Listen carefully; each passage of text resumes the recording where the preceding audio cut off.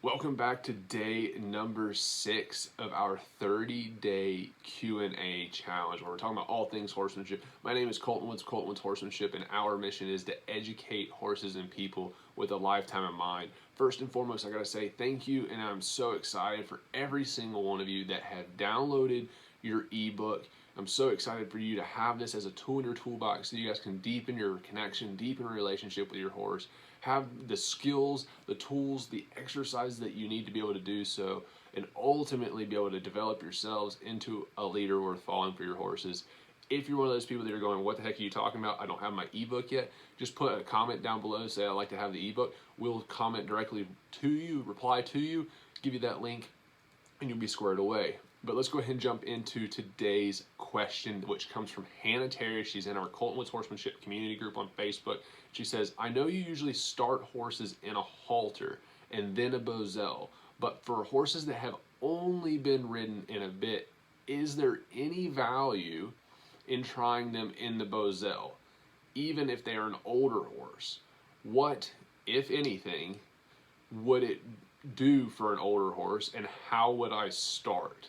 So this is a really great question. As you guys know, I take quick notes to be able to run you guys through this. So the first part is this: is there any value in taking a horse that has already started or been spent most of their career, if not all of their career, in a bit and transitioning them to a Bosal? Absolutely, 100%, 1,000%. Is it going to be beneficial to that horse? We do have to ask ourselves, why would we do this? And that's going to be a personal thing you have to ask yourself. Some people would go, I want to learn how to ride in a Bosal. Then it's absolutely going to work for you. But if we talk about for the horse themselves, how would it benefit particularly an older horse? And so I think the first thing we have to air out there is that not every older horse means that they are an experienced horse or they have a really deep education. So a Bosal is great for a vast variety of horses with educations. I take my horses, as Hannah mentioned, from the halter, and then after the first few rides, they go into a Bosal. That's for my personal horses, and that's for certain client horses. A lot of our client horses that go into the hunter jumper dressage arenas, they'll go from the halter into a snaffle, okay? That's just practical. It's an easy transition as well. Just takes a few extra days for them to kind of settle into that. Now, what else can it do for an older horse or any horse to take a horse that's been ridden into a bit into the Bosal? It can strengthen the horse's understanding, the concepts and the skills that they already know. Simply because they already have good neurological pathways, they already have a good fundamental understanding of certain things, and we put the Bosal on them, or the Hackamore as the entire unit, and we ride them in this Hackamore, then we're asking them to do things that they already understand, but the cues and the actual physical feel of what it's going to feel like to be asking them to do this is going to be slightly different. So they're going to have to sort through that. They're going to have to try to understand and connect the dots and go, and we're going to have to improve our communication and say, hey, I know you already understand this. This is going to feel a little different. It's going to be a little bit of a different experience.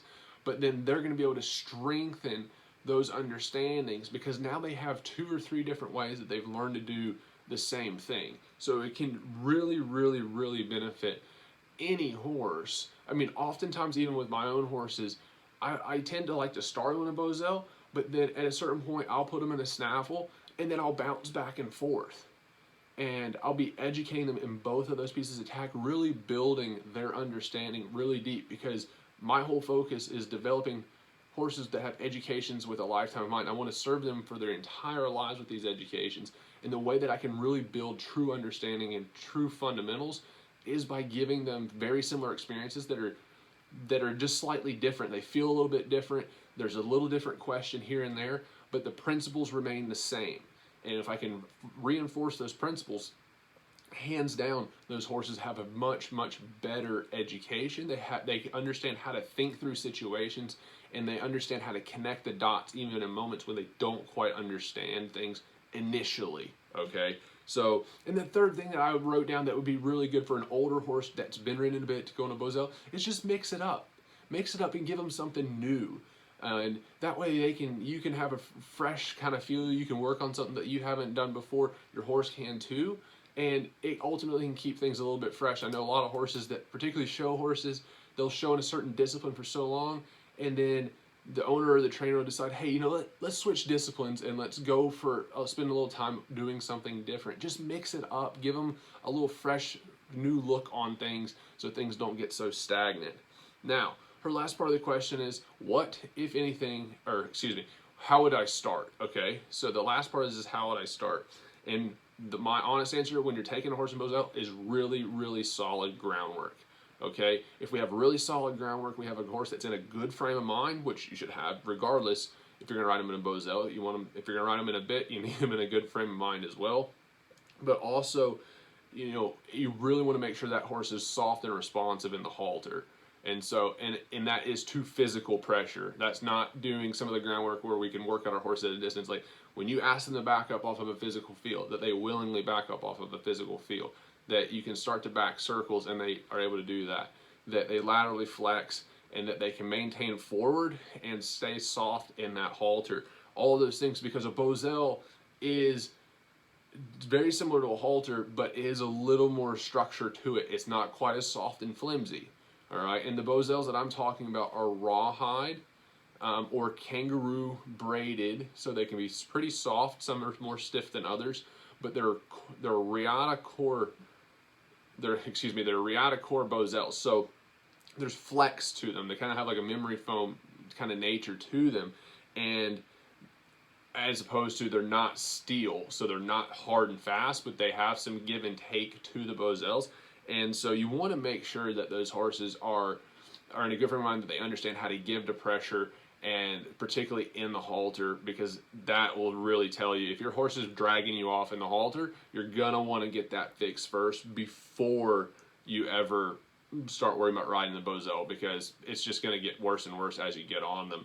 Okay, so some of the exercise I would do, from the ground and to be able to work towards, is making sure you can laterally flex them, making sure that they can travel out on a circle and they maintain a nice soft bend around you on the circle. But that's because they understand that if you take the lead rope, just like your inside rein, that they're going to give their head and their neck, and they're going to put bend through their body as they go around.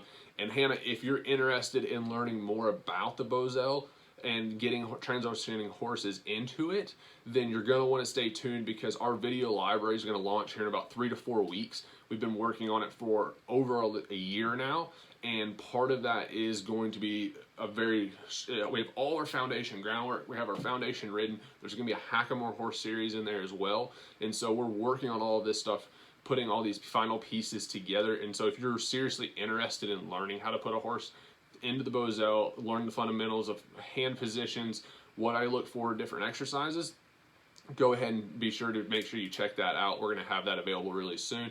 Any of you guys that are also interested in that, you absolutely can. But Hannah, I hope this brought you a lot of value. Thank you everybody for listening. If you want that ebook, go ahead and put your comment down below. We'll get you the link.